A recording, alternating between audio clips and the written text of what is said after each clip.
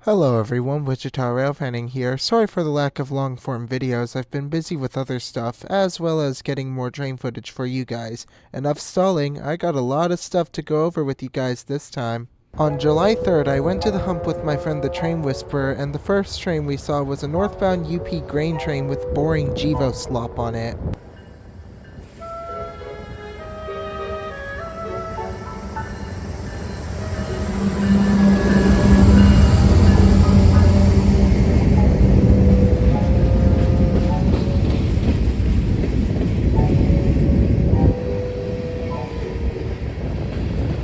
I forgot to mention this, but there was also a low number board AC-44 on the rear.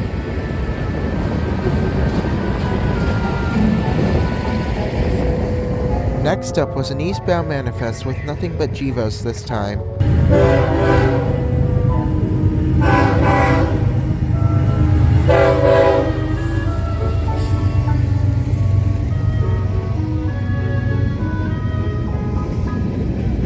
After that, K&O got a light to head home. I had seen them go to the BNSF earlier in the morning on this day, so I was surprised to see that they hadn't left the yard at all until night.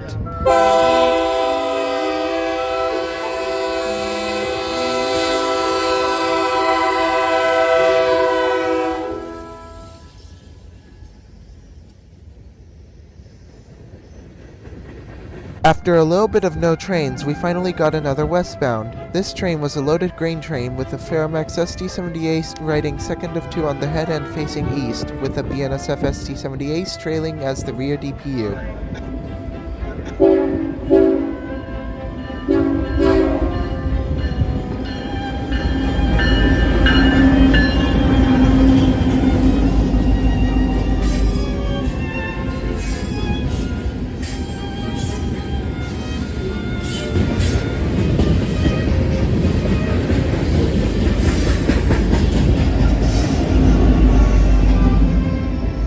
The last train of the night was BNSF Local 9 with a Jevo leader and BNSF 1446 trailing second, sandwiched between the Jevo and a Jeep going to Ponca City.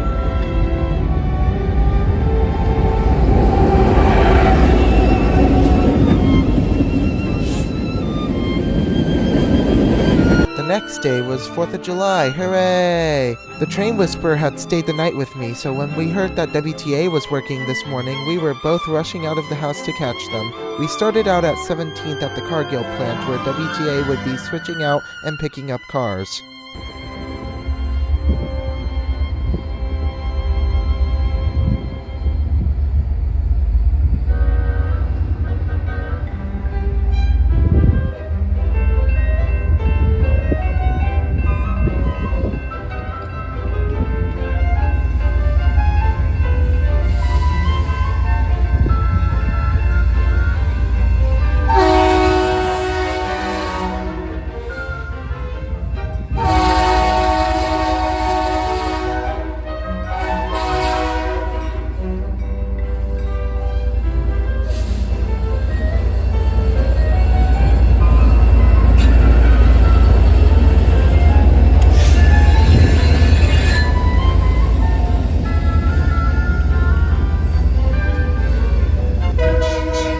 If you were wondering where that horn came from, it was from the 3166. Yep, that's right. There was an engineer in 2788 and one in 3166. I don't know why they did that, but it was cool. After that, we would watch them switch out by the BNSF main line at CP2107.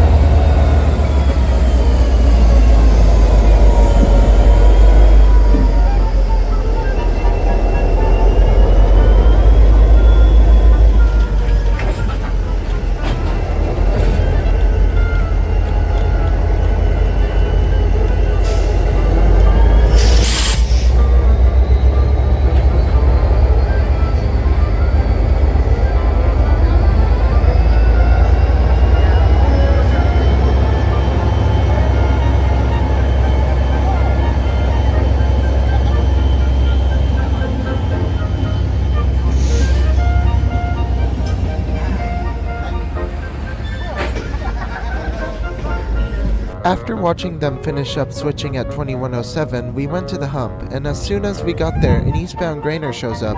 Pretty basic power though, with it being all GEs.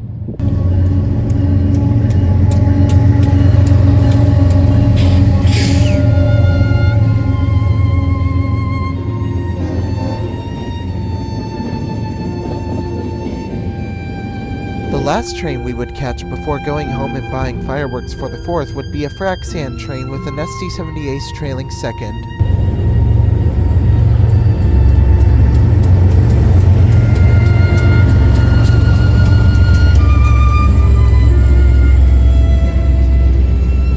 On July 5th, I went out to the Enid sub to catch UPMWTFW, which had a friendly crew and 2 SD-70Ms.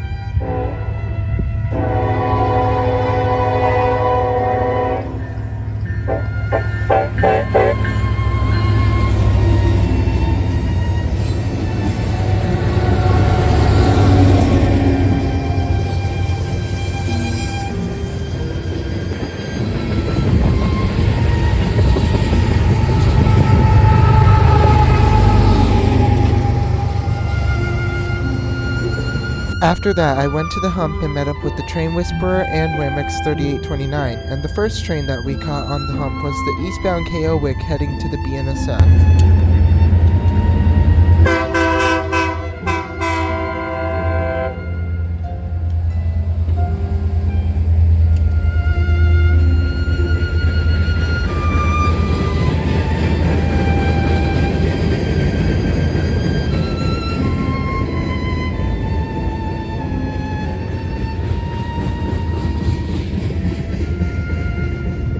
After a while of waiting, the southbound UP LVB 60 came through and the engineer turned the bell on for once, which was really neat.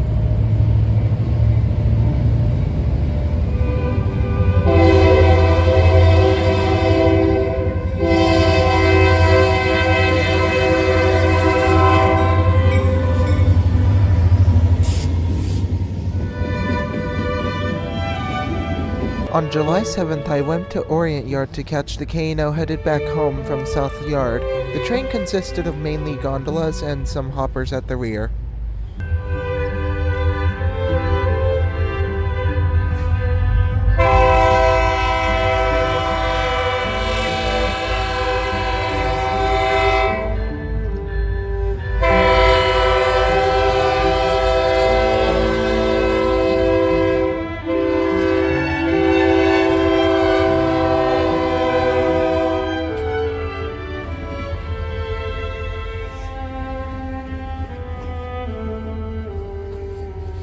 After that, I went to the hump and caught UP LVB 60 with just a standard power for it.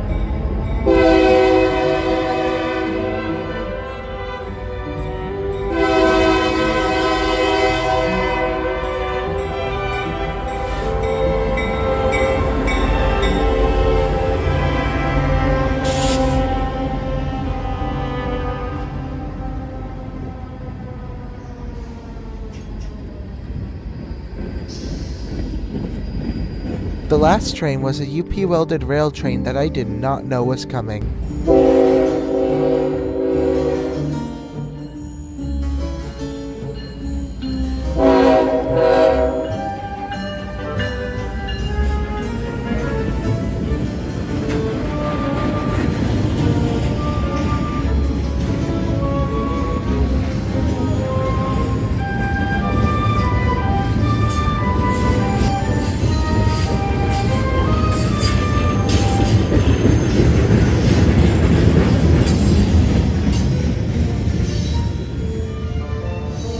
On July 8th, I had gotten word that WAMX 4001, the Wichita State Shockers GP40-2LW, would be leading the KO Wick to the BNSF yard, so I made my way out to Orient Yard, and the first thing I caught was the westbound flip building their train.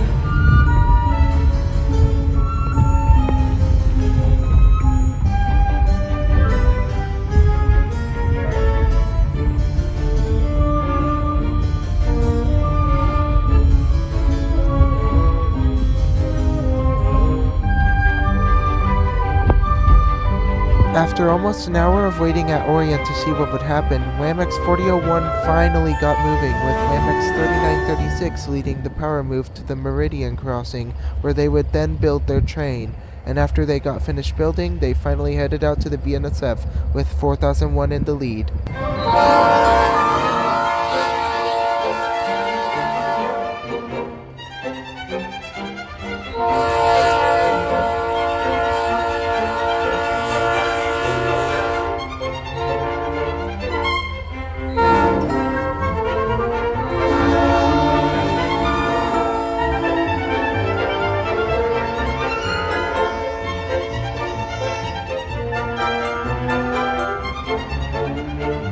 On July 9th, I went trackside again, this time to catch a K&O grain transfer that was being taken from the BNSF. The first train I caught, coincidentally, was also a grain train, so that was cool.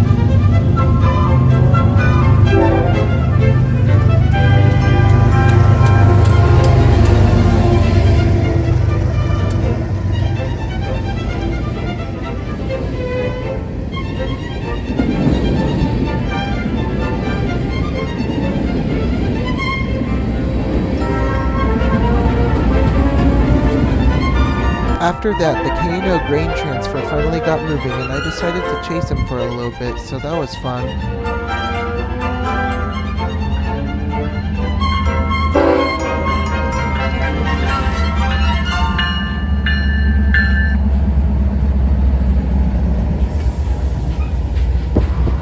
The next spot would be Orient Yard, where I would find this. Now you might be wondering, what's so special about an old EMD? Well, it ain't just any old EMD, as it's none other than UB2519, the Rail Beast. Unfortunately, the number boards were taken out and the numbers on the sides were patched out, so it's hard to tell, but that's it. After that, I would stop at a railroad crossing near the yard office to set up and catch the train again. Oh, and also my friend who's an engineer was running this train, so that was fun.